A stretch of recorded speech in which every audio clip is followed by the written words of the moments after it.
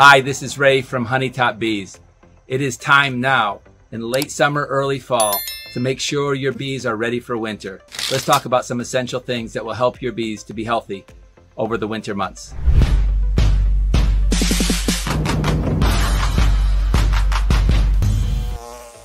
This video is going to be the first of 3 or 4 videos about how to get our hives ready for winter.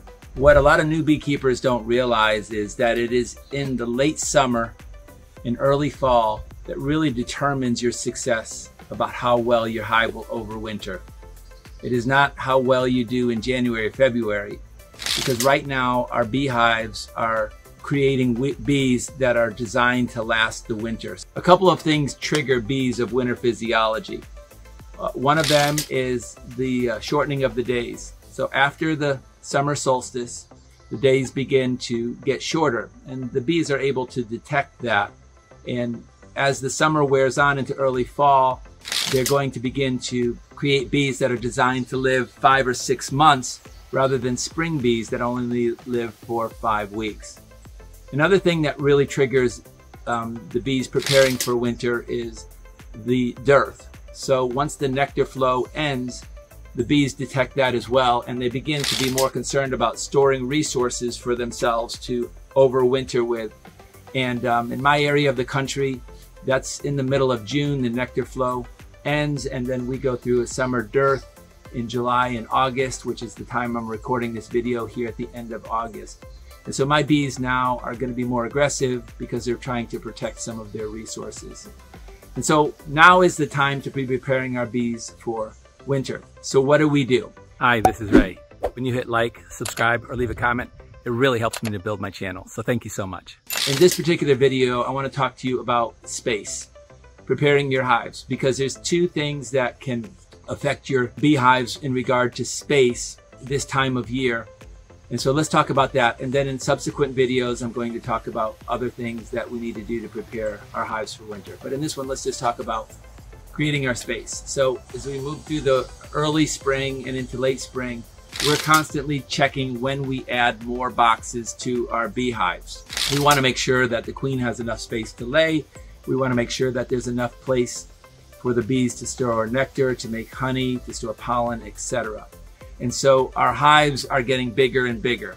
But now, as we move into the fall, our hives are actually going to be decreasing in population. They're going to peak out in population around the time of the end of the nectar dearth. And as summer goes on, they're going to slowly start declining. And as fall goes on, the bee population is going to decline significantly till we get to January, when the bee population inside of our colonies is going to be the smallest that it is all year long.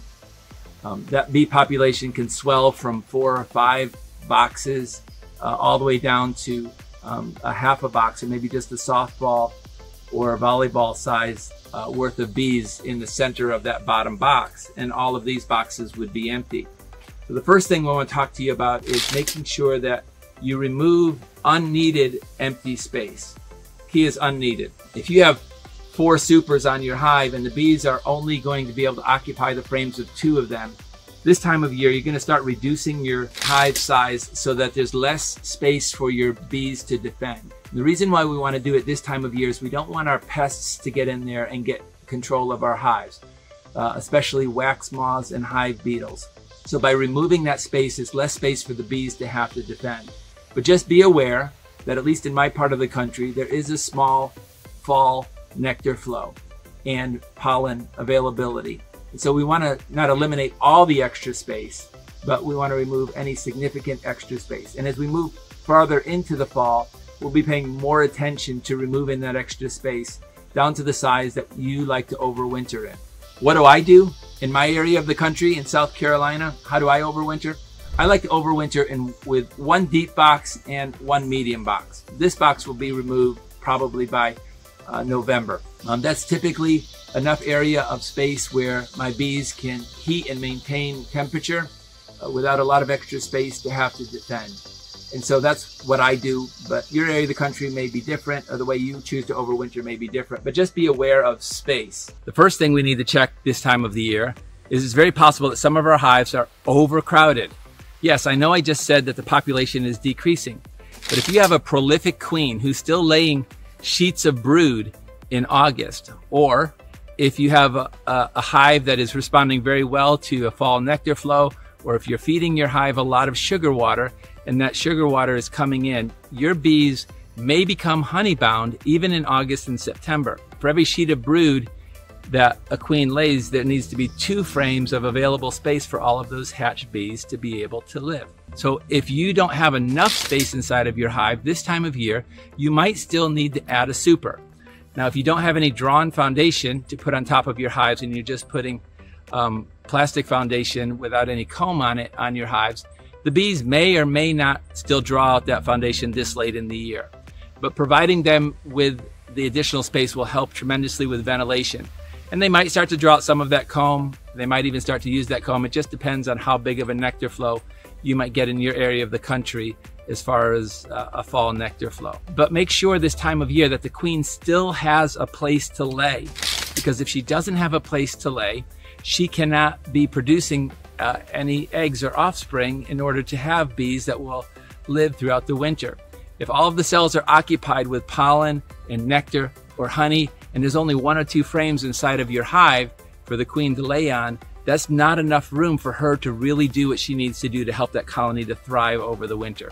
The last thing I want to say about space is the space at the entrance. This time of year can be a time of year of robbing for bees. And so it's also the time that we're going to be reducing the entrance on our hive.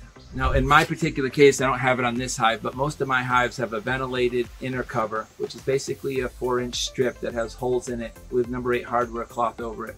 I'll show you a picture right here. This allows for ventilation. So when I close up my entrance on the front of my hive, I'm not reducing my ventilation this time of year. I have a screened bottom board on the bottom, and I have a ventilated top cover on the top. So as the heat builds up inside of the hive, it still has a way to be moved out of the hive. As it rises up, it can escape the hive. And so we still need that ventilation inside of our hives in order to keep the hive from getting overheated in the late summertime. So these are a few tips. I'm going to continue some more videos about preparing for winter. So be watching for them over the next 2 or 3 weeks. But today it was mostly about maintaining the proper space inside of your hive so that your queen both has a place to lay, and then also that the bees don't have any extra space to have to defend in order to keep wax moths and hive beetles at bay. God bless, and be a learner.